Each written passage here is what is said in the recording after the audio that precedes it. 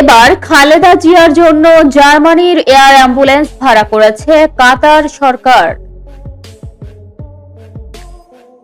বিএনপির চেয়ারপারসন খালেদা জিয়াকে চিকিৎসার জন্য লন্ডনে নিতে কাতার আমিরের বহরের এয়ার অ্যাম্বুলেন্সটি ঢাকায় আসছে না বলে সংশ্লিষ্ট সূত্র নিশ্চিত করেছে।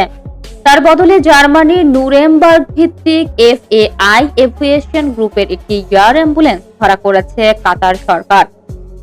কোম্পানির ওয়েবসাইটে একে অত্যাধুনিক চিকিৎসা সুবিধা সমৃদ্ধ উড়োজাহাজ হিসেবে বর্ণনা করা হয়েছে। বোম্বার্ডিয়ার চ্যালেঞ্জার সিরিজের 2 ইঞ্জিনের এই জেট 2018 সালে নির্মিত। এতে অ্যাম্বুলেন্স ব্যবস্থার সব আধুনিক সুবিধা সংযোজন করা হয়েছে। পরিকল্পনা অনুযায়ী উড়োজাহাজটি নুরেমবার্গ থেকে ঢাকায় আসবে এবং পথে জ্বালানি নিতে বিরতি দেবে।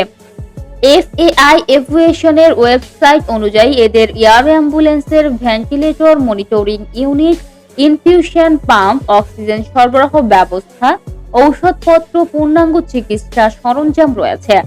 উড়োজাহাজে থাকবে অভিজ্ঞ চিকিৎসক, নার্স ও প্যারামেডিসিক যারা আকাশপথে রোগী পরিবহনে নিবিড় পরিচর্যার অভিজ্ঞতা রাখেন।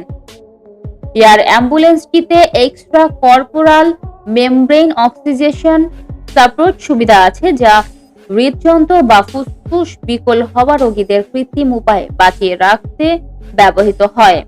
কোম্পানি দাবি করছে তাদের দল ECMO রোগী স্থানান্তরে বিশেষ দক্ষ।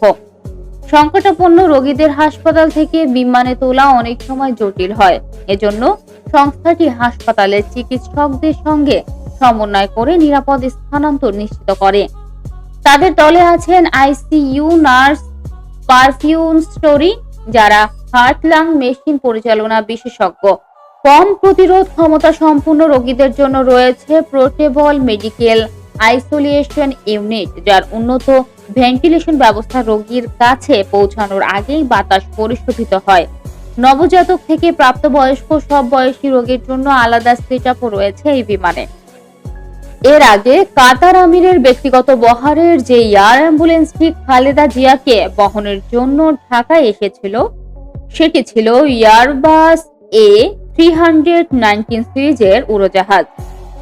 আকারে বোম্বার্ডিয়ার জেটের চেয়েও বড়, ফলে আগের উড়োজাহাজে যে সংখ্যক যাত্রী নেওয়া সম্ভব হয়েছিল, এবার বোম্বার্ডিয়ারটিতে তার অর্ধেকও যাওয়া সম্ভব নাও হতে পারে।